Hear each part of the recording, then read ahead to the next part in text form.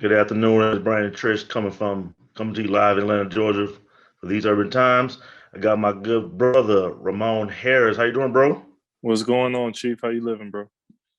Hey man, just maintaining. We how we connected You're right, right, right. by with the clubhouse. Yeah, Shout out to D Hill. yeah, man. So Shout out to the Rich Trapper, man. yeah, shout out to D. And that's a personal homie and definitely a tuner, a loud tuner in these urban times. So for hmm folks who don't know you, say give you a little background of who you are. Man, I am originally from Anchorage, Alaska. I am a professional ball player. Been playing. I'm going on my 11th year now. Um, really about to be my 12th. Man, that's crazy. But yeah, 11th going on 12 year. I played ball at the University of Kentucky in college. I've been playing all over the world, man, and always willing to talk to somebody, just about anybody, man. If I can help one person, man, I did my job. Right. Definitely. So you definitely know the ins and outs of the recruiting world, hmm and definitely playing the high level D1, and definitely playing overseas and in G League as you played. hmm So kids don't know like what is the process? What's the process you went through getting recruited? Man, that joint was crazy, man. It's really a movie. So I'm playing AAU with the Oakland Soldiers the summer before my senior year, I've and heard that team. yeah, we were solid, man. We got about 4 or 5 pros on the team, guys playing pro ball now. Um, and I remember we went to Vegas, and we were like one of those teams like right above the middle in the AAU circuit. And we went to Hmm. Vegas, and we just clicked at the right time, and we made it to the Final Four. And so it was us, D1 Greyhounds, who had OJ Mayo and Billy Skywalker. And then on the other side of the bracket was Mean Streets that had Derrick Rose and Eric Gordon. And they faced off against Indy Speech that had Daquan Cook, Mike Conley, Greg Oden. You know what I'm saying? So we were really the underdogs per se Ohio because, State. yeah, the Ohio State crew. So, we made it to the Final Four in Vegas out of like, I don't know how many teams, but, for us to make it to the Final Four was like big deal for us. And After that, I'm getting recruited by basically all the Pac-10 schools. It was Pac-10 at that time. I was getting recruited by all the Pac-10 schools and all the D1 schools on the West and some on the East Coast.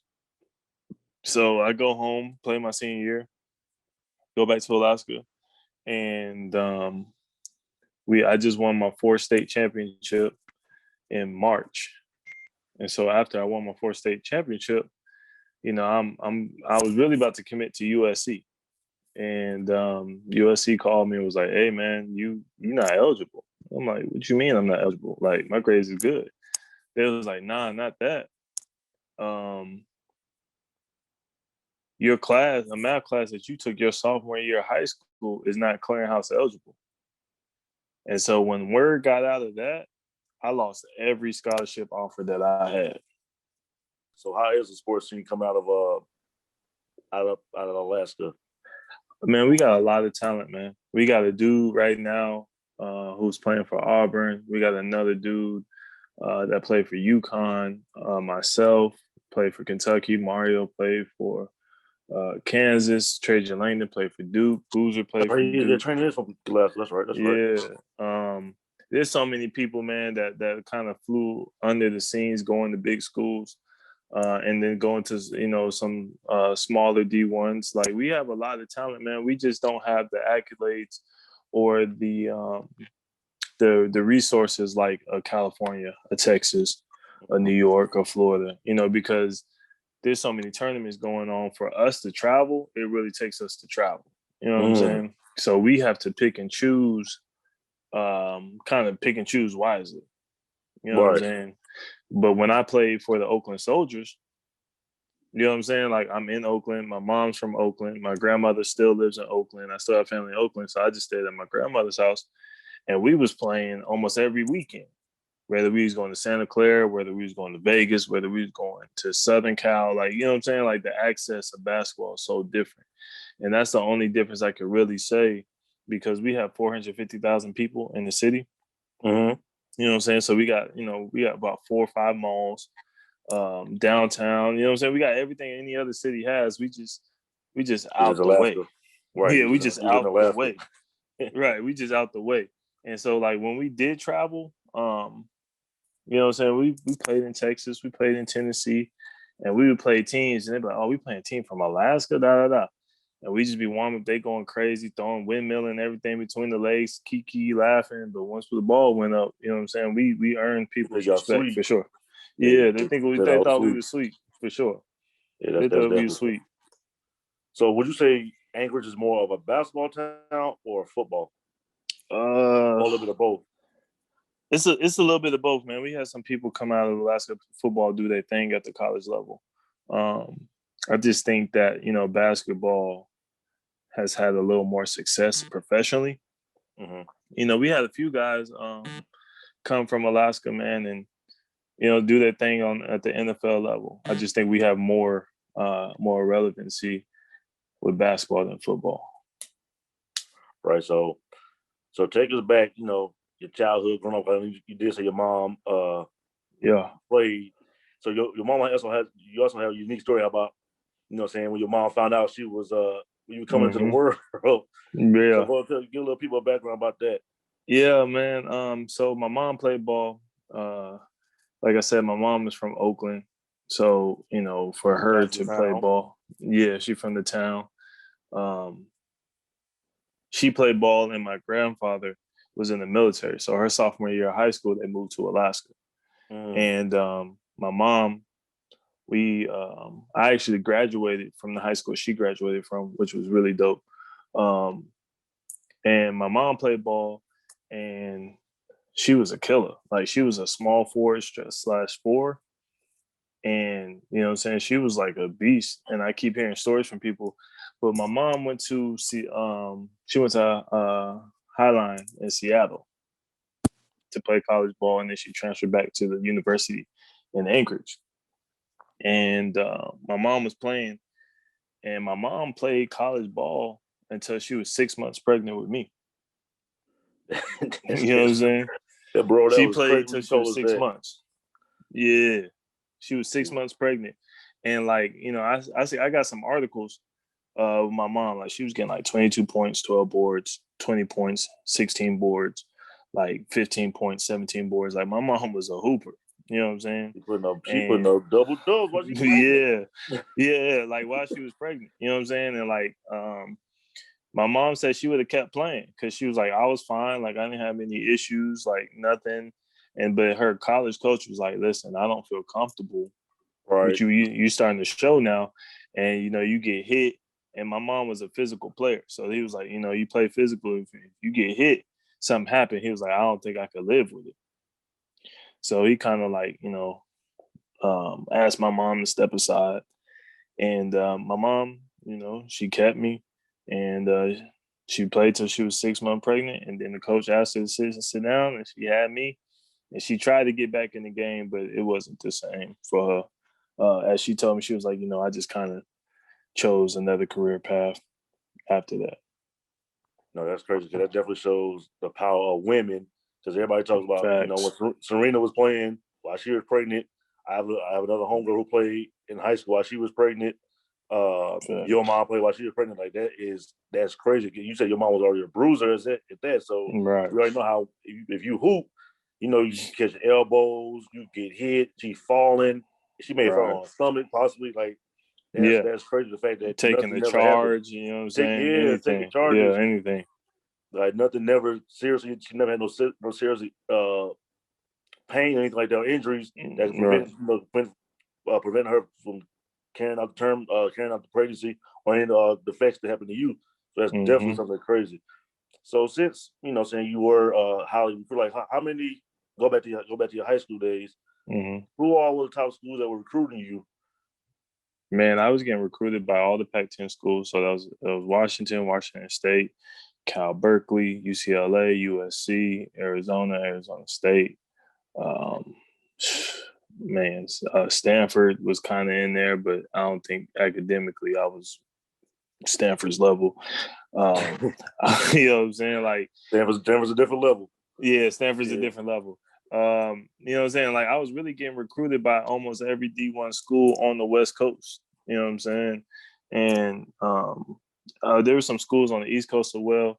But like for me, it was just a dream. You know what I'm saying? Because growing up in Alaska, like everything I seen was through a TV. Mm-hmm. And then we had the Great Alaska Shootout that used to be one of the best college tournaments.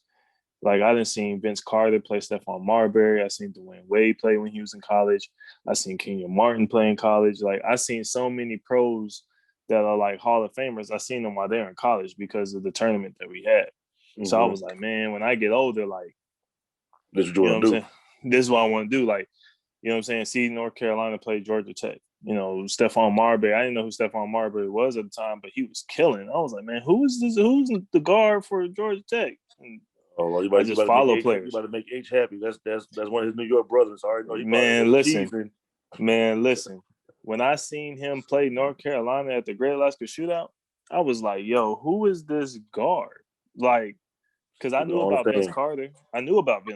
You know what I'm saying? Like, I knew about some of the other guys on the Tar Heel team, but I didn't know exactly who he was. I was like, man, he cold.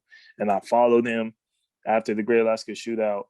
And when he got drafted, I'm like, I was a fan, like from the time I seen him in person. And then when he became an NBA player, like obviously, like how could you not be a fan? So but it was just crazy, like credit. Yeah, like that's like so like I seen a lot of things firsthand of high level basketball. Mm-hmm. So I was like, man, I want that. At a young age, I was like, man, I want that. I used to say that all the time. Like, I'm gonna go to North Carolina. That's what I always used to say. I'm gonna go to North Carolina. I'm gonna go to the NBA. See, we already cool. Like I told you the other day, I'm a Tar Heel fan, so we already locked in. You know? Yeah, man. I was a Tar Heel fan till I came a Wildcat, man.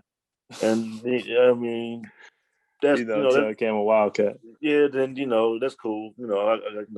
We cool. You're Kentucky guy. Yeah, so, man. It was crazy. North Carolina called me though. They called me though, man, and that made my day. They called me. Who was when Carolina did call you? That was Roy. Mm-hmm. Okay. So that's right. You came out. You came out 06. 06, yeah. So since we did talk about this story, so what happened? What transpired during the recruit process that kind of had you go another detour route to get you back to Kentucky? Yeah. So and how the NCAA is the NCAA. Man, it's wild, man. Like people, when I tell people the story, they'd be like, I made it up. But I'd be like, man, you go on track record and see when I tell the story. I tell the same story every time. But so I was getting recruited. I was about to go to USC. I was about to commit to USC. And they called me and told me, I was like, man, you're not eligible because of a math class you took your sophomore year. Mind you, they told me this in March of my senior year. I graduate that May. So I was 2 months from walking across the stage. And in that 2 months period of time, I lost every scholarship offer that I had. Every single one. And I'm talking about, like, I had about 15 plus offers, legit offers. And I lost every single one because of that math class my sophomore year. And it was just so wild because, like, I went from top of the hill to underneath the bottom. You know what I'm saying? At 17, 18 years old, really dealing with, like, my first, like, tragedy. You know what I'm saying? And so I went to public school from 7:30 to 2 o'clock. And then I went to a private school from, like, 3 to 9 at night. And from 3 to 9, all I did was math at, like, a secondary school where I just could do math all day. And they had somebody there watching me, signing off on the work and assignments that I did, and like basically making sure I'm along the way so I can get that credit. So you're pretty much you're making up 2 years of work, and you about to be finished with school. So you're done. So you pretty much making up work from 2 years ago. So you can get credit. That is so trash. Yeah, bro. So, like, you talking about discipline and learning a work ethic. You know what I'm saying? Like, it was like when I say everything was taken from me from college basketball, like literally I had schools like Wichita State, UCLA was coming off 2 years back-to-back Final Four appearances at that time. That's when they had Aaron Aflalo, Josh Shipp, Jordan Farmar. Like they was like, you know what I'm saying? And they was loaded, and it was like, hey, we want you to come in and be a piece of this. Like we're gonna go to the Final Four. Like we want you to be a piece of this. You know what I'm saying? Like that was taken away from me. You know what I'm saying? So that's trash. Man, dealing with that. And what was so wild about it is, not to throw shade on my high school, but since the NCAA clearinghouse started, I'm the first person from my high school to go D1. So my counselors didn't even know what the clearinghouse was. They're not used to that. They're not used to that. And you know what I'm saying? It's been so long. Like, so I played with Mario Chalmers my freshman year. He's a year older than me. Right, yeah. So we played together my freshman year, his sophomore year. Then I transferred, and me and some other guys transferred to West Anchorage, where my mom went to. They were the worst team in the city. We transferred there, and we ended up winning the championship the next 3 years at that school. So they weren't used to success for a long period of time. It might have been since my mom left, to be honest. You know what I'm saying? Like, they weren't used to that, let alone used to D1 colleges coming to that school. You know what I'm saying? Right. And recruiting a player. So my counselors had no idea what clearinghouse was. You know what I'm saying? They just put me in classes for me to graduate appropriately. They didn't know nothing about clearinghouse. So, that was just like a whole process. And so from March, about April to about July, I was at that secondary school. And after May, I was there from like 9 in the morning to 9 at night. Yeah, that's crazy. So since did you end up graduating at that school, or did you have to take, well, I know because you told me, but the other detour route that you had to go to the East Coast? So what I did was, even though I was going to that secondary school, I still graduated from my public school. I still graduated and walked across the stage because I passed my requirements as a high school student. Okay. I just had to go to that secondary school to kind of overlap that math class my sophomore year. For the NCAA. For the NCAA. So after that, my junior and senior year, we played a school called National Christian Academy. We played them twice, once each year. And the coach was trying to get me to come play for him in the DMV, but my parents were like, nah, like that's too far. Right, that's too far for him to be shipped off by himself at that time. So when he got wind of what was going on, he called my parents and said, man, listen, send Ramon to me. Let him play in the summer circuit again. If he gets some schools coming, that way he doing something while he waiting on the NCAA. So I went to DC. We played all summer. And during that time, I didn't know it. But, the NCAA got wind of what I did to make up that class. So they really sent people up to Alaska to talk to my counselors at my public school and talk to the people at the secondary school. And I don't even know if secondary school is the right term for it, but they sent people there to investigate, to make sure it was a legit building. Legit, yep. Make sure that there was legit students in there, and there were other people graduating from that school besides me, quote unquote, graduating from that school, and that the work was really signed off for. I had no idea. Make sure it's a accredited school.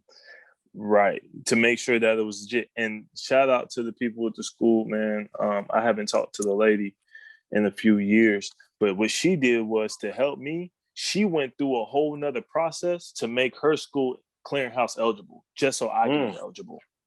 Oh, yeah, that's a blessing for real. Man, blessing. When I tell you that God is good, man, like, she didn't have to, like, you know how hard it is to get your school, a whole school, to be clearinghouse eligible?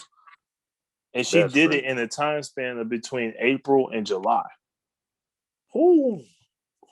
Right. She did it just for me, so that, because she told me when I had came back home, she was like, do you know that this and this happened? I said, no, I had no idea. She was like, yeah, but she's like, I did this. They told me I need to get this done. She's like, I did it. Blah, blah, blah. Like, you should have no issue. Like, when I say that I really had, God really put people in my life to back me, like, this is how I know I'm supposed to play basketball. You know what I'm saying? Because I don't know I mean, there might be some other people out there in the world, but she literally did all of that process. Dealing, you know how hard it is dealing with the clearinghouse. I know college coaches that hate dealing with clearinghouse. You know what I'm saying? Clearinghouse is trash. Yeah, she took them on just to make sure that I got to my opportunity. No, that's definitely shout out to her. You know, I don't know her name, but shout out to her because that is you take on the clearinghouse with that short time span from April to July, just to get your school clearinghouse ready, and for them to come do that investigation, make sure everything legit, make sure everything is credited just for you. That is huge, and definitely for the fact that let you, give you the time to pursue your dreams and try to get back where you already supposed to be. But you know what I'm saying? It's like we all said, the NCAA is the NCAA. Yeah. I mean, I understand them. They're trying to uphold the standard. I truly understand. You know what I'm saying? But like for me, I'm like, dang, they did all that for me. You know what I'm saying? Like y'all sent people up there to investigate me, and like you know what I'm saying? Like, because I'm thinking on a small scale, but it's really bigger than that. Right. So they probably think like, all right, he graduated, but how was he able to get this math class done in this short time span? Right. When we told him, he just found out that he is not eligible, quote unquote, from a class from 2 years ago. So how was he able to get this done? So let's go see. Was he really doing the work, or did he have somebody do the work for him? So, but then that's definitely, like you said, that's your work ethic. That's definitely a testament to you to see like, all right, I had a little roadblock in the way. Let me go around this and put the work in, do the work. Yeah, I did. I let people know I did every piece of math assignment, mathematical problem. I did every bit. One thing that they did not do, she didn't let me slide now. Right. She was like, you know, you gonna do your work. Like this ain't no pushover. And I appreciated her for that because, you know what I'm saying, when you come in there, you think like, oh, it's not a whole bunch of work. Like I can just breeze through this. She was like, no. She was like, you can come and go as you please. But she stayed on me. Ramon, your lunch is only, an hour. Where you been? Like she was on me because she seen the bigger picture. I saw it, but I didn't really know what I was looking at. She knew what I was looking at. So she made sure that I got things done. Oh, that's definitely a shout out to her. So talk about since you did say you had to play basketball in the DC area. So how was the DC area playing that summer?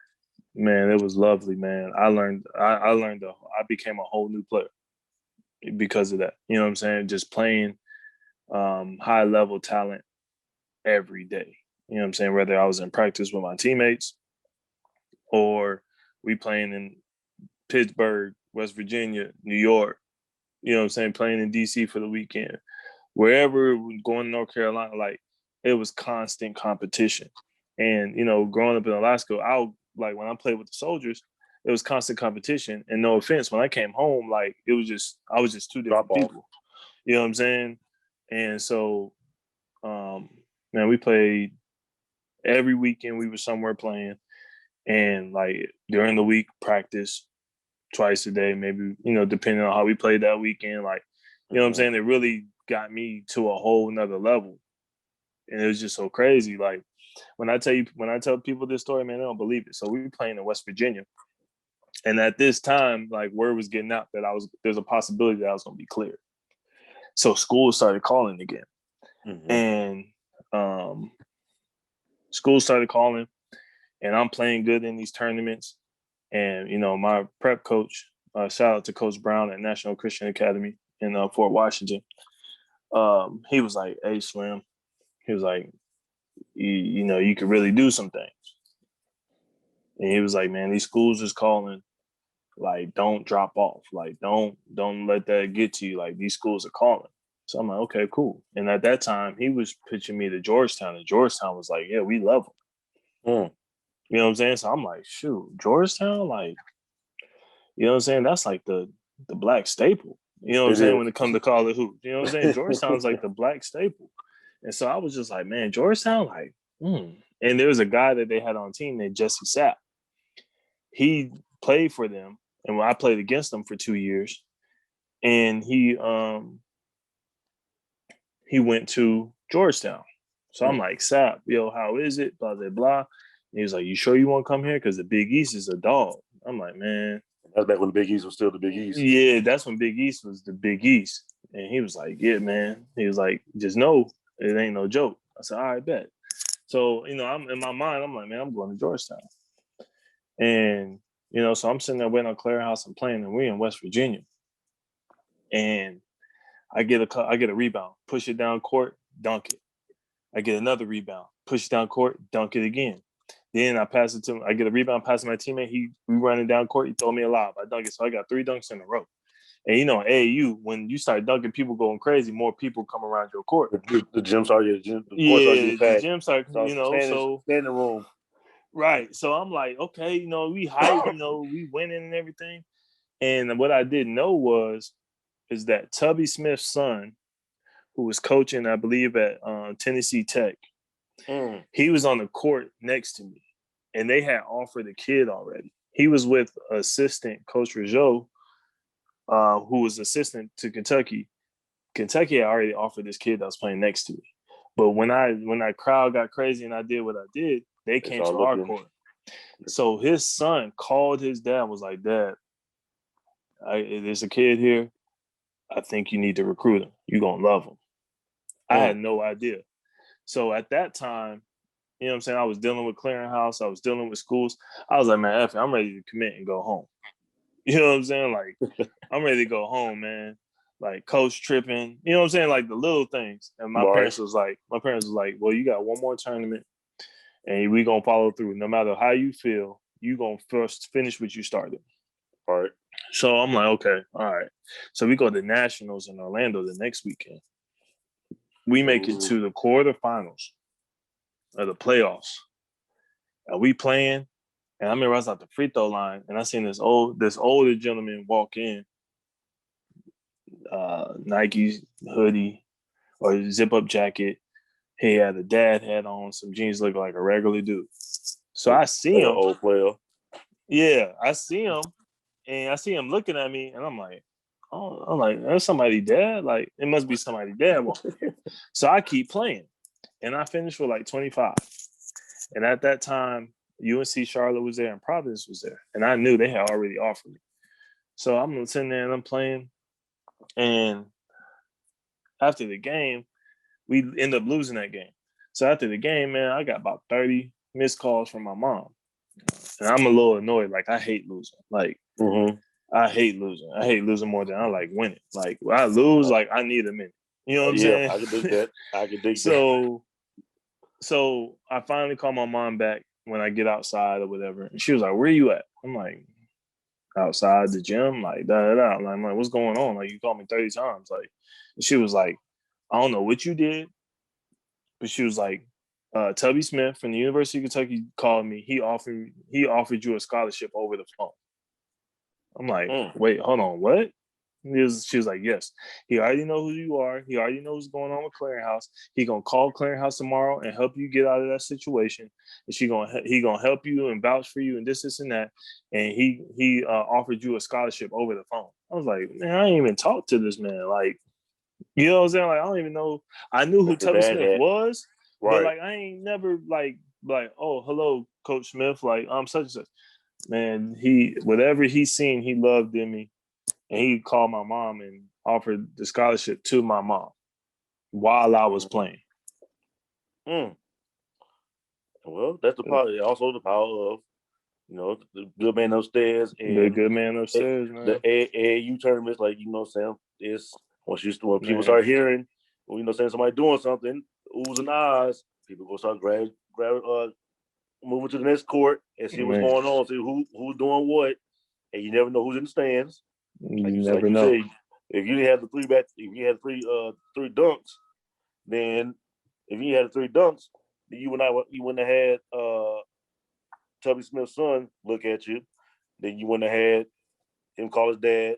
Your dad go and look at you. He sit in the stands. He call your mama. Then next you. Well, I'm pretty sure. I mean, was anybody? Well, I'm pretty sure. Once you got that call, that's where you made your commitment. You going to Kentucky. Yeah, I knew when I finally sat down, when I finally talked to him on the phone, and he explained to me, and he asked me some questions. He said, "Ramon, listen, He said, one thing about me. He said, I give you one chance. He said, now I can handle anything, but I cannot handle you lying to me. I said, okay. He said, so what's going on with your situation? I explained everything down to him to a T. He said, now, did you really do the work? I said, yes, sir. I did every page. And he said, okay. Now, did you go to a legit school? Yes, sir. I went to a legit school. It's its own building. It is known as a school. It's not like a multi-versatile establishment. Like, no, it's a school strictly for kids who fall behind, whether they get in trouble. Whatever. He said, okay. He said, all right, I'll call you back. Next thing I know, the next time he called me, he said, Ramon, I talked to Clearinghouse. You should be getting a call or a letter soon. Let you know that you cleared. Like, Tubby really vouched for you. Yo, that's crazy. And for the fact that you shouldn't have to went through that because the NCAA, the Clearinghouse is the Clearinghouse. Right. But so now you get cleared. You get down. Was there anybody else besides Kentucky that may have gotten you? Yeah. So, no offense to any of the coaches, but I really wanted to play for a black coach. And my top three was Florida State, Georgetown, and Kentucky. And then I had some other schools that I really like. I really liked Tennessee. I really liked USC. I really liked Arizona. But like when it came down to it, like these are really my true options. Florida State, Georgetown, and Kentucky was like my final three. Was Florida State was what's his name? Frank? Was he still there? Was he there? Or he wasn't there yet? No, he was there. The same okay. coach that's there now. He was there. Okay. And well, speak about that. We're playing for a black coach because sometimes it's a little different. Saying playing for a black coach. So just elaborate on why you chose that route of playing for a black coach. I want to play for a black coach. I mean, I wanted to, because I seen, Georgetown, historically, you know what I'm saying? John Thompson at the time, his, he was kind of like on his way out and his son was moving in. John Thompson, John Thompson III was like establishing himself at Georgetown. And, he was kind of overseeing his son, making sure, like kind of showing him the ropes as he was on his way out. And so it was like, if you think about the movies, like, like He Got Game and Above the Rim, like especially Above the Rim, he come around that corner playing for Georgetown, hit that big shot. So Georgetown historically for our culture, out to you. Right. Yeah, it sticks out to you. So I was like, man, Georgetown, and I was getting acclimated, and I was seeing myself getting better in the DMV area. You know what I'm saying? So I was like, man, if I feel like I improved just in one summer, imagine being here, you know what I'm saying, year round or, for a school year or whatever the case may be. So I was really liking Georgetown. Florida State at the time, the basketball was just up and coming. They had Al Thornton, who just went to the league the year I was coming in. So they was like, that's somebody we could see you possibly being like following Al Thornton. And, right, following him. And they was like, you guys play the same position. That's the kind of role we want to put you in. So I was like, okay, cool. And then, just talking to Tubby Smith, man, it was just like, he talked to me. We didn't even talk about basketball. And he was just like, I want to know what type of person you are. I want to know this. I want to know that. Like you could tell when somebody's genuinely wanting to know you. And then with the whole situation with the Clearinghouse, I was like, man, there's no way I don't go to Kentucky. Because he stuck his neck out there for you, and he vouched for you to get you. And the crazy thing for him was he told me, he said, listen, if you decide to play for me or not, I'm still going to do this. No, that's big because we know how college coaches are. They'll say that, and then you decide to go somewhere else, and then they might go back on what they did, and then now you got to go through this whole process all over again. Right. So Tubby knew, like he knew the schools that was recruiting me, and he just asked me like, "What do you want out of a school?" And I was never ashamed to say like, "Look, coach, I know where I'm coming from, but I want to make it to the ultimate level." and I don't mind working hard for it. And it's just like when we just sat down and talked to him, like it was just like, no offense to the other coaches, because we sat down and talked to them, I was geeked too. You know what I'm saying? Like I was geeked. Like I'm thinking like Georgetown, like, you know what I'm saying? Georgetown, even Florida State. I was like, man, Florida State, man. My dad lived down here in Florida. He lived about 3 hours away from Florida State. So I'm like, man, my dad can come watch me play. You know what I'm saying? Like, it was so many things that I could go with any school, but Kentucky was just like, man, I can't say no. Big Blue Nation. Mm-hmm. So you make the decision. You choose to go to Kentucky. One of the big blue bloods. Mm-hmm. Who was all in your class? Jody Meeks, Derek Jasper. Jody, my guy. Yeah, Jody, man. He was just a guest for the second time on my podcast show a couple weeks ago. Derek Jasper was a top 5 point guard in the nation in his senior class. Perry Stevenson, who was top 10 in his position in our senior class. And I feel like I'm missing somebody. Myself, Jody, Derek Jasper, Perry Stevenson. Okay, yeah, that's us. That was the freshman class. So y'all had a nice class. What y'all end up? What was y'all preseason ranking? If you remember what y'all preseason ranking was. What's crazy is I didn't officially step foot on campus till Thanksgiving. My freshman year. Already started. Oh, So I missed the summer school, and I missed the semester of college. So you didn't start playing until after Christmas. I couldn't do nothing with the team till after Christmas.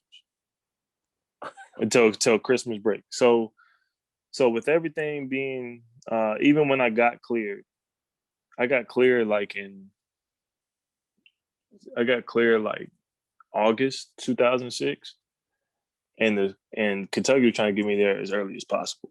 It was like, you already kind of missed the summer, and we need to get you here and get you acclimated, and hopefully we can get you going. So then I missed the first week of college, and they were like, it's just the first week, like we'll get you going, blah blah blah. So then Tubby calls me back and says, man, listen, you're cleared, but you got to take the SAT again. So I studied for the SAT, and the reason why I took the SAT was because with the class that I took to make up my sophomore year, they had to add that into my school and add that into my transcripts and everything. So therefore, my SAT test requirements were different. So they were like, just retake the test. That way you can come in now instead of waiting until next year. So it was like, it's really up to you. You can wait till next year, or you can just come in now. I was like, man, I'm ready to come to college. So I studied. You ain't gonna be doing nothing. Yeah, I was like, man, I'm not gonna let nothing else, stop me from getting there. Like I'm almost there. So I went back to the secondary school that I was at, and I told her, I said, listen, I need to do really good on this SAT. Can you help me prepare for it? So back again, back in there, 9 a.m. to 9 p.m, studying for the SAT. And I ended up taking the SAT, and I got 10 points more than what I needed, really. It was really the math part of my SAT that was like the part I really needed to focus on. So I ended up doing that. I got 10 points more than I needed. I was officially clear, like officially. No holds barred. So. Not just in the system, like completely, like nothing holding me back. And so because they had already started school, it was too late for me to enroll. So I just went to Kentucky during Thanksgiving break, and I was just working out. And I couldn't do nothing with the team. I couldn't eat pregame meals with the team. I couldn't practice with the team. I couldn't travel with the team. So I was literally on campus just working out. Getting your own shots up, being your own strength and conditioning coach and all that by yourself. Well, I could work with the strength and conditioning coaches. I just couldn't work with them while the team was working with them. Oh, so you had to get them. So you had to get them when. Okay. So while they were in class, I was with the strength coach, and then I was with the coaches doing individual workouts. And then while they had practice, I would literally just be sitting there watching them practice. Because you couldn't do anything till December. I couldn't do anything. Yeah. So when you finally get everything, straight, you cleared, you finally enrolled officially, and in January. How quick did things take for you to to get acclimated and for things to take off? Man, listen, it took me a minute. Mm. You know what I'm saying? It took me a nice little minute, man. Cause I was able to practice with the team December 18th. We played Louisville December 19th. Mm. So I went Rivalry from rivalry game, like one of the biggest college basketball rivalry games in college basketball. Mm-hmm. I went from a high school standout, I guess you can call it, to non-eligible, to partially eligible, to fully eligible from March of 2006 till Christmas of 2006. And then your first official game. My first official game, yes. My first Louisville. Kentucky Louisville. And I remember it was put out there like I am officially eligible. Like I'm officially dressed out. And I remember some like Kentucky fans was like, Tubby better not play him. This and that. Like this is a big rivalry game. And I knew Tubby wasn't going to play me. I wasn't ready, at all. Like if anything, if Tubby put me out there, he just knew I was going to play hard. Like play hard and just try to be aggressive and just try to make my 2 minutes in the floor. But he didn't play me. Tubby knew outside of basketball, he knew like I'm not going to put him in that situation. He didn't want to go out there look crazy or anything like that. Yeah, he didn't want me out there looking crazy. And then, Kentucky fans are passionate. So if I would have came in there and messed up, like it would, you know what I'm saying? Like he on his head. Yeah, he prevented me from so much like that I didn't even know about. But yeah, man, that was like my first official college basketball game. It was a big time rivalry game. Ooh. So what was your stat line if you remember through your freshman year? Man, I was probably like 0.5, 0.5 rebounds, 0.5 assists. You know what I'm saying? Like I didn't really play. I didn't really play my freshman year. And that's a good thing that you learned. Like we talked about off air. Your story is compelling, more reasonable for kids that's had aspiration to play at D1 schools that may go through stuff like this or have a transgression that may happen that may prevent them, from getting to the next level. But you went through all that just that 6 or 7 month span from knowing that you're about to walk off stage and you're going to play on the USC, and then you get a loophole. And no, bro, you're not going right now because this class that you took 2 years ago that you thought you were just taking, just to be 2 years ago.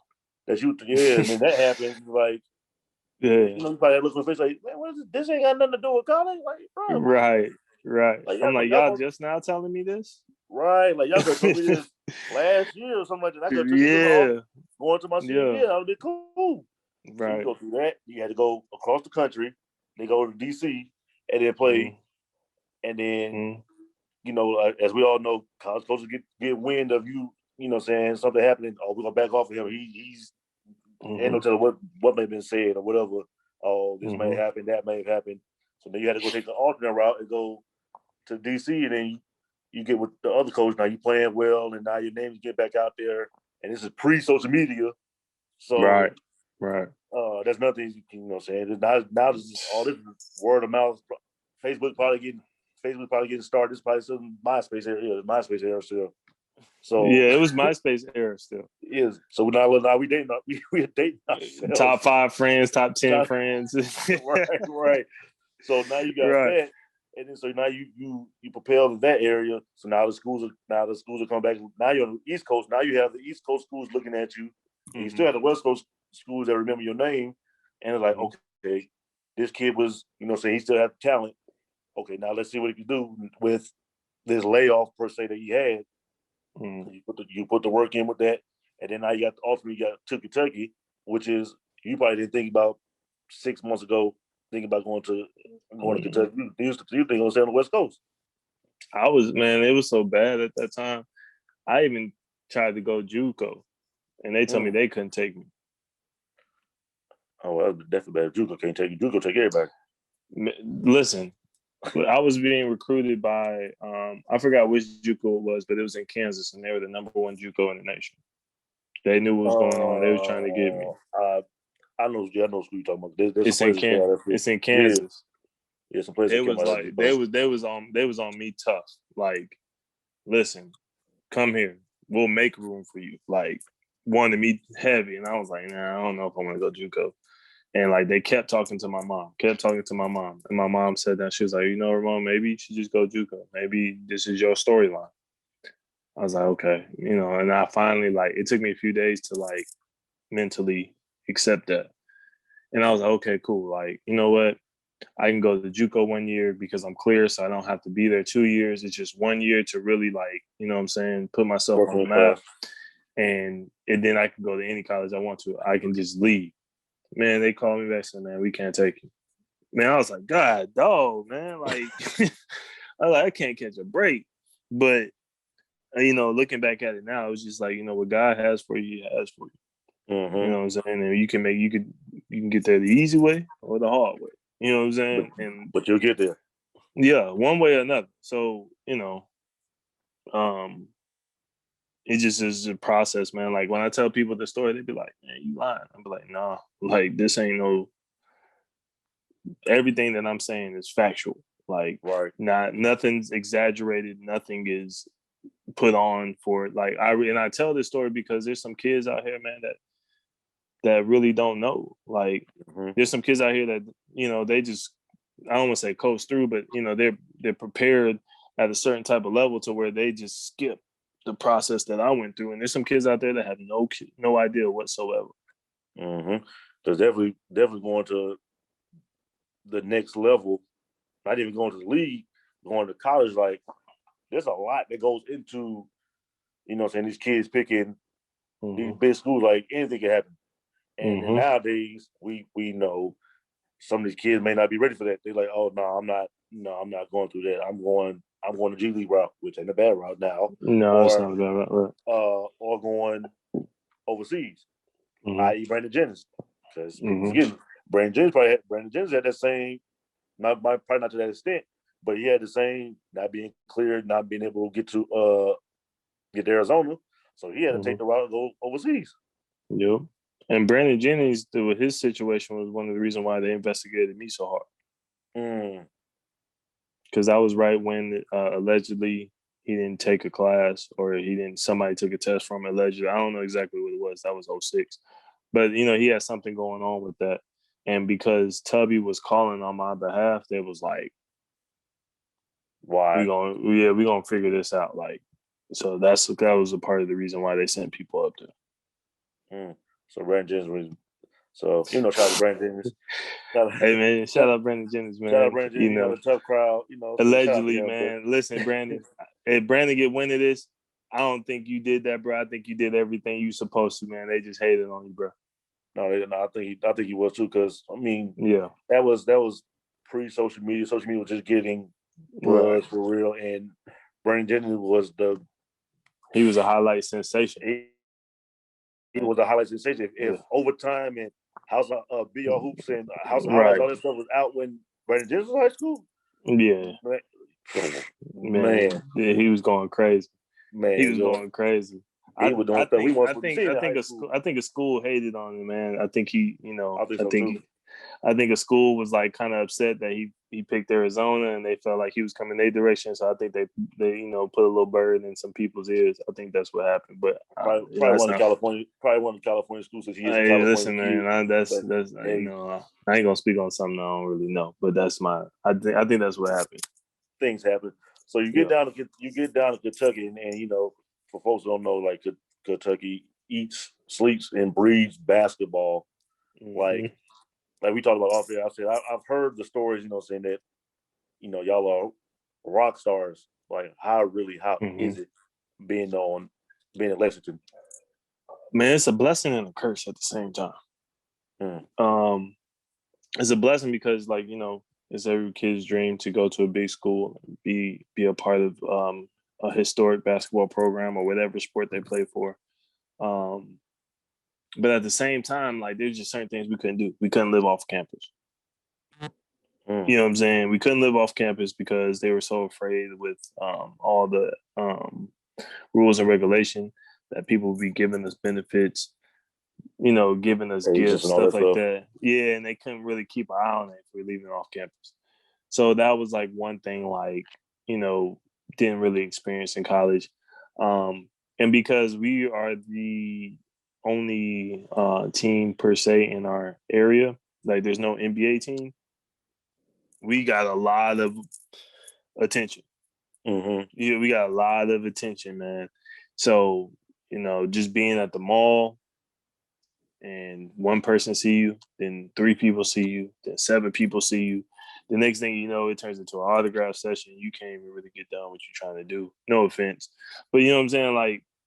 Like people, you know, you're a rock star to them. You're a rock star to them. So they, you know, they'll be like, man, I don't know when I'm gonna see him again. So, you know, I'm gonna get my opportunity now, which I totally understand, man. And I love the people of Big Blue Nation, man. They took me in with open arms, and you know, they really brought me in, like took me in, and you know, I'm always gonna have a place in my heart for Kentucky. But it was just like something you had to learn as you grew. You know what I'm saying? You go from, you know, people in your area knowing you to a whole state, and then moving on nationwide know you. You know what I'm saying? So it was just an adjustment, and you know, it was really, you know, you're either a Kentucky fan or you're a Louisville fan. Like it's one of the two. You know what I'm saying? It's one of the two. So like, you know, and most of the people in Kentucky are Kentucky fans. So you know what I'm saying? And you play for Kentucky, everybody around the state know who you are, from little kids to grandparents and older people. Like they know everything about you.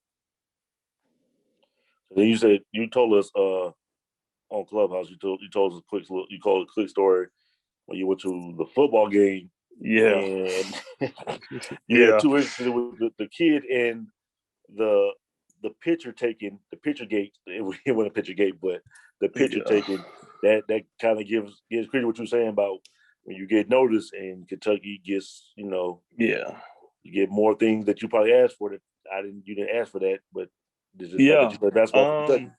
Yeah, man. I was at the football game, man, and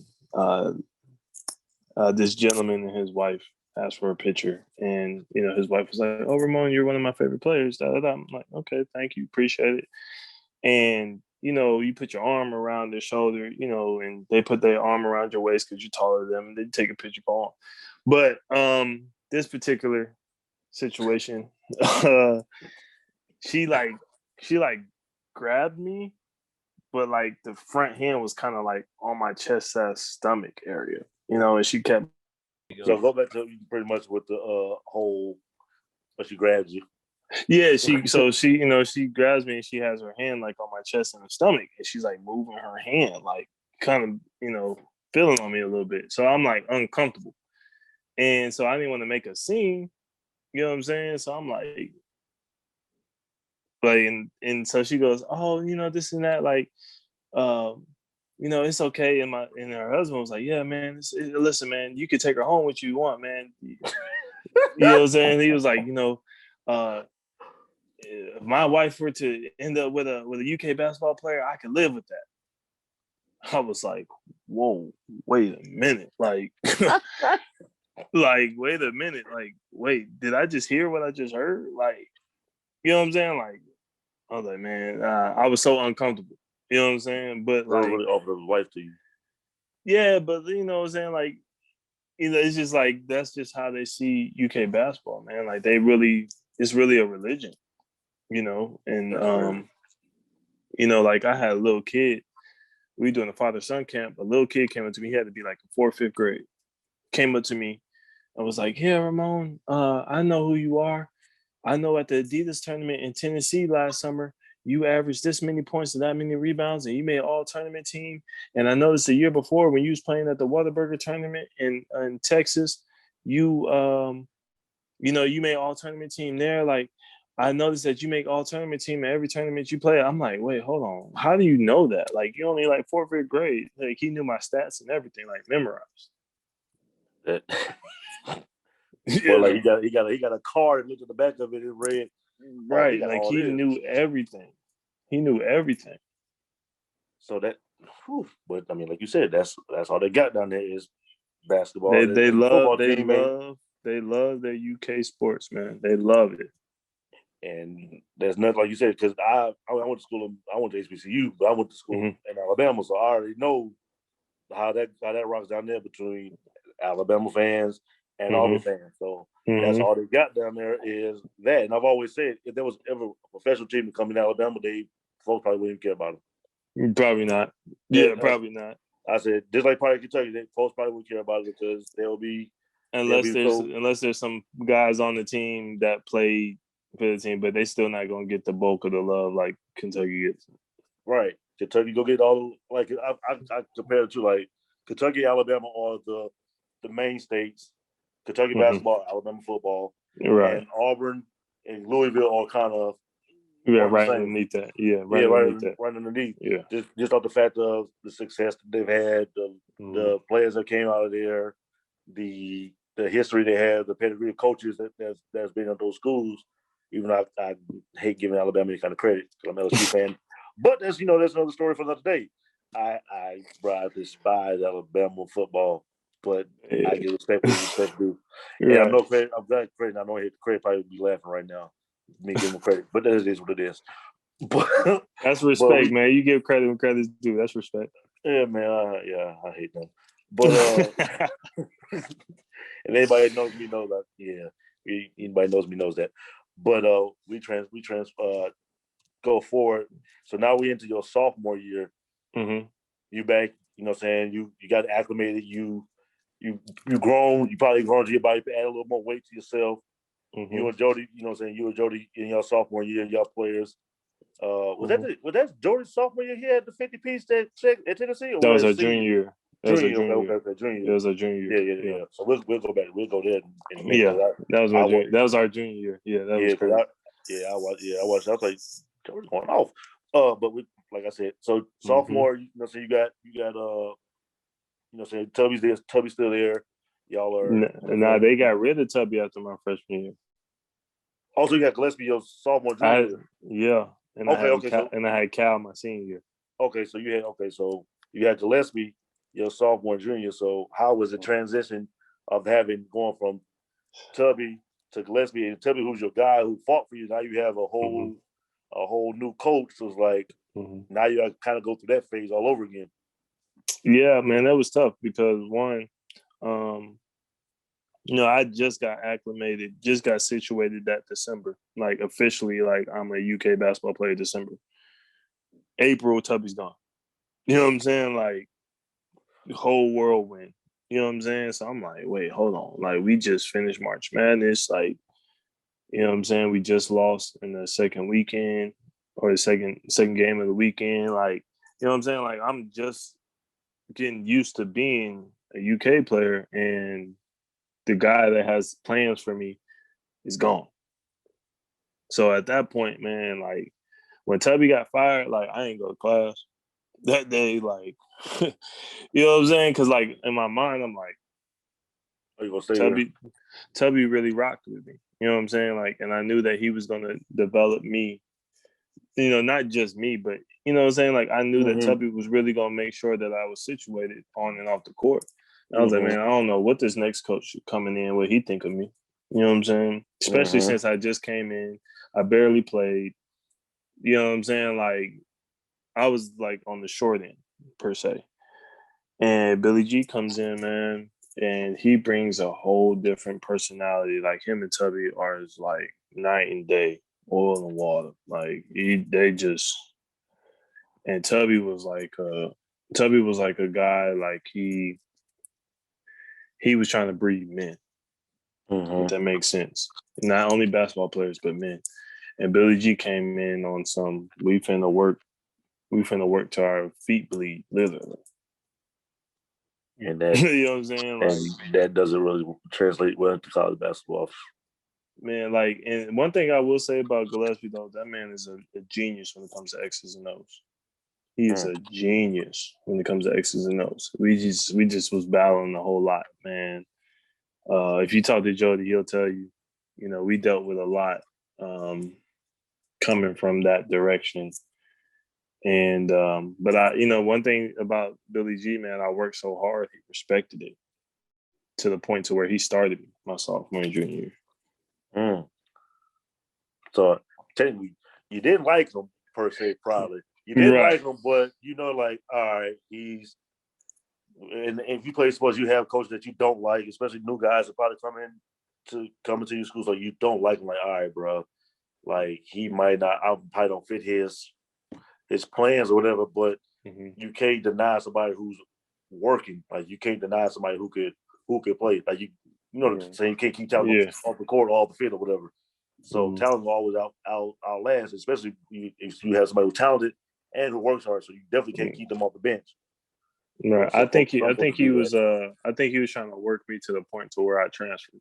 Like, cause coaches can't tell you like, I think you should travel.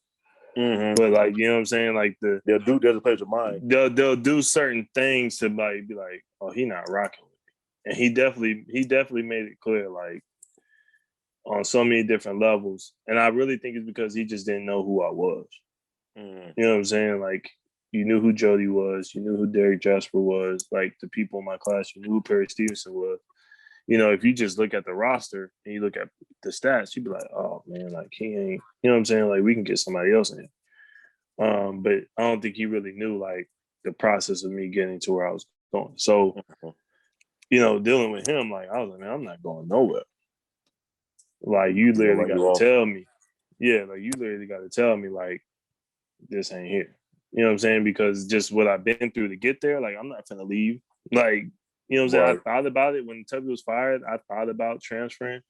But I was like, man, I've been through so much just to get here, and I just got here. So I just worked myself. You ain't been there for a year. I ain't even been there a year yet. Like, I got there Thanksgiving. I officially was a part of the team, able to gain access that the team had in December. And this is April. So that's what, 4 months? December, January, February, March. Yeah, April, basically 4 or 5 months. 4 or 5 months. Yeah. And so then Tubby's gone. Tubby gone. You know what I'm saying? Like, Tubby gone. And I'm like, dang. And I can't go. He was going to Minnesota. I was like, I can't go to Minnesota because there's rules and regulation with that. So I couldn't go to Minnesota to play for him for real. And I'm like, man. So I was just like, man, whoever they hire, man, I'm just gonna work my tail off. Like, I'm gonna see how this first year go. But I was like, man, I thought about transferring, but I was like, man, I just got here, man. God got me here. You know what I'm saying? Like, I ain't leaving. So I just worked my tail off, man. Worked my tail off. I knew that he wasn't really liking me like that, or it wasn't that he didn't like me. I just think he just felt like I wasn't somebody they necessarily needed to keep because I barely played. I barely played the year before. Like, he probably never heard of me. He probably never heard of you. You saw you sounding like right. He probably thought you was a walk on or something like that. He probably just thought like, oh, he's on scholarship. Oh, okay, well, we don't need it's not like, oh, if we and I would think in his mind he was thinking like we wouldn't catch any heat if he left. Type deal. You know what I'm saying? Now, if Jody decided to leave, if Derek just decided to leave because they actually were playing as freshmen and it contributed, to a high level, they'd be like, why is he leaving? Like, why would you let them walk out the door? But if I left, they wouldn't catch too much fuss at that time. So I started my sophomore year, man, and went from barely seeing the floor to playing 30-something minutes again. So what y'all end up doing? What was y'all end up? Y'all been in tournament all 4 years, so obviously because y'all Kentucky. But shoot, we went to the NIT our junior year. You did. I do remember. Yeah, I do remember. There was a lot going on behind the scenes, man. as usually happens at schools, that folks don't know that they see why some teams why teams have talent and they're not exceeding talent. They're not exceeding what they do. Now I realize there's probably a lot of stuff that's going on behind the scenes that folks don't know. Players might not like each other. Players might not like coaches. Other things might happen off the court that may prevent players from being reaching their full potential. We all know what that may means. Read between the lines. Right. But so your sophomore year, what was your stat line for your sophomore season? Man, my stat, I don't remember the exact numbers, but I wasn't. So you got more time, so you were able to put. Yeah, I wasn't really a scorer. Like, you know what I'm saying? I would have games where I did score, but I wasn't like a guy they expected me to score 12 plus points a game. Mm-hmm. I was really like just intangible. Like I guarded the offensive best player, no matter what position they were. And like I could hit shots, but I wasn't expected to make shots consistently, if that makes sense. So I was like, now you'll be a 3-and-D guy. Yeah, like I was like a 3-and-D, but I was more like a slasher, attack the basket. Mm-hmm. You know, there's multiple times where I was like 1 assist or 2 rebounds shy of a triple double. Multiple times. You was a Draymond before Draymond. Basically, I was a Draymond before Draymond. Basically, at the Kentucky level, like there's times where I had 9 points, 9 assists, 9 rebounds. 10 points, 7 assists, 8 rebounds. Like I flirted with triple doubles multiple times. And this is before. This is before like people really paid attention to triple doubles. You know what I'm saying? And that is hard to do in college basketball because granted it's 40 minutes, but it's 40 minutes. You have eight less minutes, and this is before the times of the fast pace what it is now in college basketball and NBA or basketball period where everybody's going on there jacking up threes. You actually running plays and actually running sets. Yeah, running sets. So I was like a guy, whatever was needed at that point in time. Like if we needed, somebody to make a tough night for the other person, that was me. If we needed a third scorer, that could have been me. You know, if we needed another playmaker because they focusing on Jody or focusing on Patrick Patterson at the time, we needed somebody else to kind of run the offense. I played. Yeah, I was like in college. I played the 1 through 4 in college.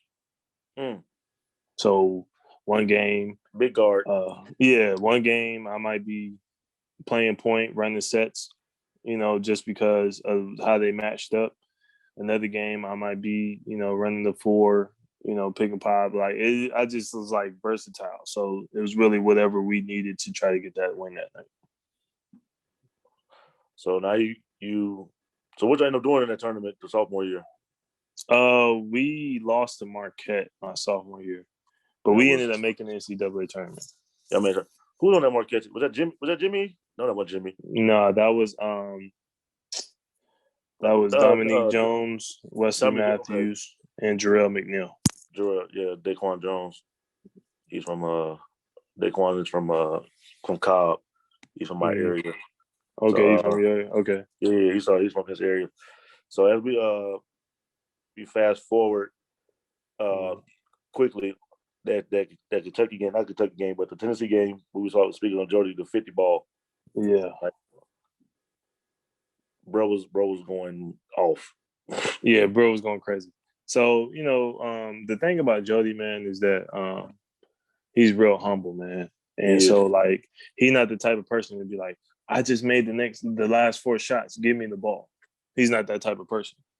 But what he will be like is like, you know what I'm saying? Like, because like I said, at that time, there's a lot of times I had the ball in my hand to create. Mm-hmm. So he'd be like, Moan, like, see me on the weak side, da-da-da. I'm like, all right, bet, I got you. You know what I'm saying? So going to that Tennessee game, I remember, like, before the game, we almost got in a fight with Tennessee. Because at the time, like, DeAndre Liggins, he was coming out the locker room, and he came out the wrong side. This is his first time at Tennessee. He don't know which way to go.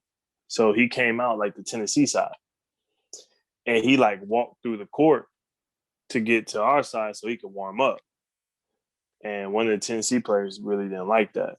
Felt some type of way, said something to DeAndre. So we all at half court, like, pushing each other.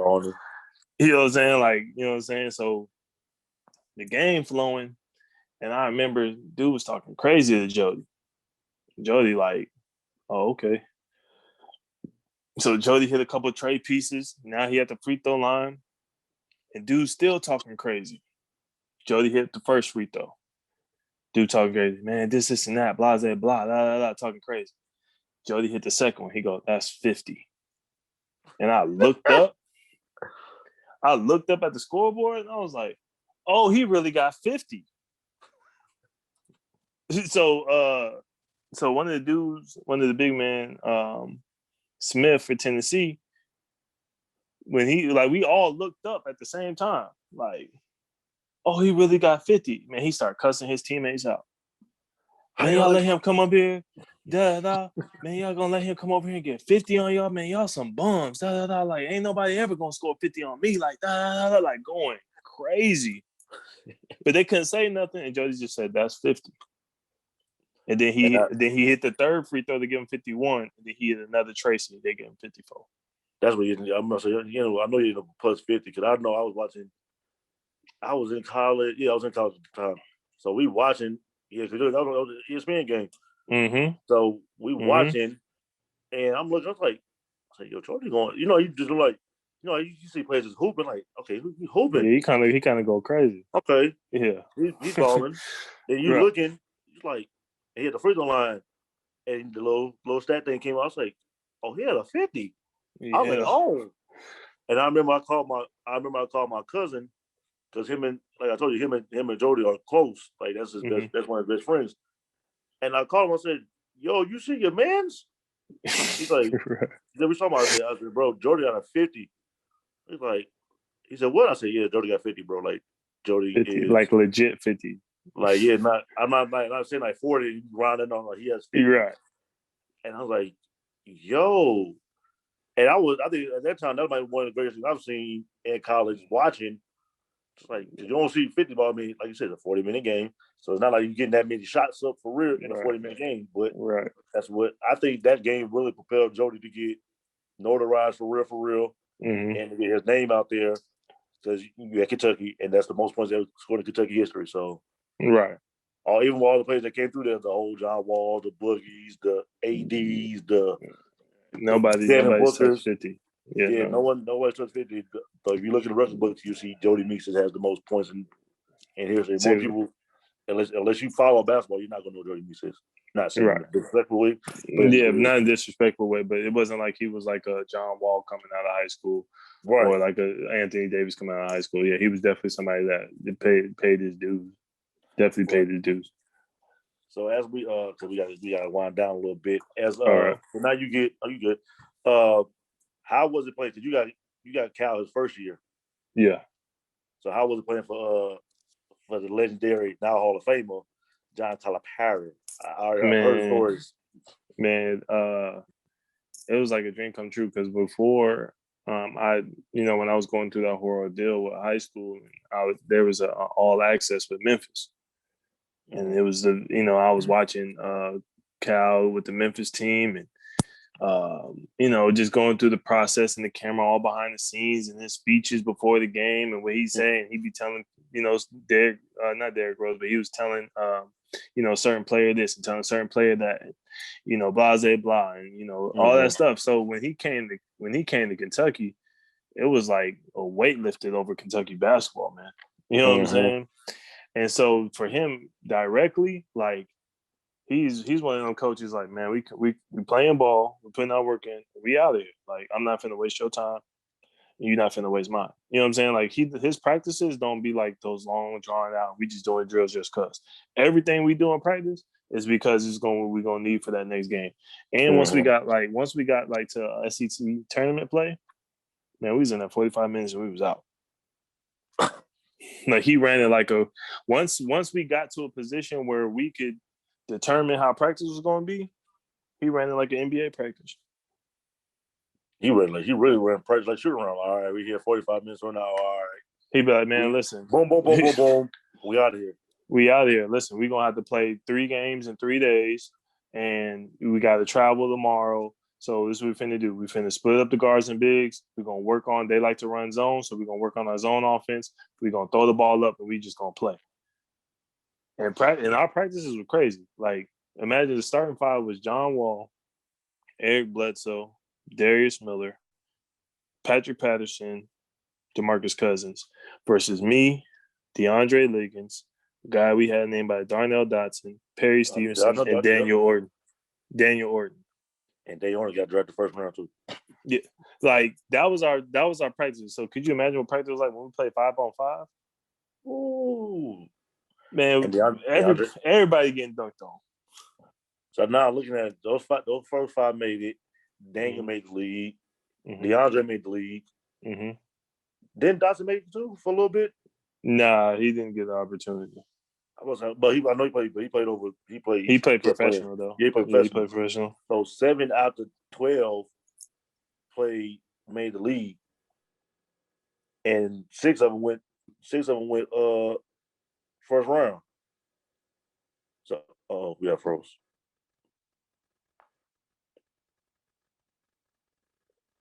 Hey, did you hear me? Yo. He came back. Okay, there you go. No, I was saying, so we got 7. So we got 6 went first round. 6 went first round. And when they came out, DeAndre made the league. Like that's 7 out of 12 dudes that made the league. Right. And then 9 out of 12 is playing pro ball. And that's because I think everybody still, I don't know, is Dre still playing? I think Dre's still playing overseas. So Dre's still playing. And that's 10 years later that, you know what I'm saying, they still playing. So the only person the only people out that started at the 6 that went first round that's not playing is Daniel. Right. Everybody else is still playing. Blair's still playing. Yeah. Boogie, John, Pat. Yeah. So they're still playing. And Darius Miller, he's with OKC now. He's still playing. And it's crazy. It really be funny. Like you see the wave of Kentucky that's really through the league. Like the NBA is pretty much the blue blood. Like Kentucky. Right. You want to see like in Kansas. So and Kansas, really, for sure. Yeah, so you really the infiltrate of first rounders or talent that Coach Cal puts through the league. Granted, like he says, I'll get you to the league. I ain't gonna say like, no, what happened when we get to the league is on you. Right. Yeah. I'll get you there. So that's not. But now, once you get there, that's on you. So, but yeah. So now we gotta, you know, what I'm saying we gotta end it off. We're definitely. No, we'll definitely reconvene again because you know, so you got your joint. I'll definitely hop on or whatever. But I definitely appreciate your time, my brother. Man, I appreciate you having me, bro. Yeah, man. Definitely let the folks know where they can find you on your social medias and what you got going on. You know, right now I'm preparing for my next contract. You know, training and stuff like that. I am as well as doing a podcast show out of Kentucky. It's called The Harris Way. It's on Wildcat Sports Talk. You can find us on all the podcast outlets. You know, we're on Twitch. We're on iHeartRadio. We're on Facebook. Just type in Wildcat Sports Talk. And, you know, I'm on there. I got my own segment as a part of the Wildcat Sports Talk. But all my social media handles are the same. It's Moni_Moan22. MONIE_MONE number 22. You know, 22 is my mom's number. So, you know, I keep that close to my heart, you know, for the sacrifice she made for me. So, you know, you can find me on all social media handles by that name. And, you know, I'm just out here, man, just trying to keep it moving. Hey, man, nothing wrong with that, brother. I know that there's more too. So, but like I said, we'll definitely get you on with, like the other fellas, you know, we get the trio on, me, Craig, and Terrell. But you know, so I do appreciate your time. And this is another episode of These Urban Times, present Sideline Stories. I am Brandon Triche. You definitely find me at CEO Triche. That is CEOTRICHE. And also at Kings Kicks ATL, KING, KICKZ ATL for all your sneaker news and all that. And definitely follow the channel and the station, Live Hip Hop Daily. We'll be back again. Appreciate y'all. Peace.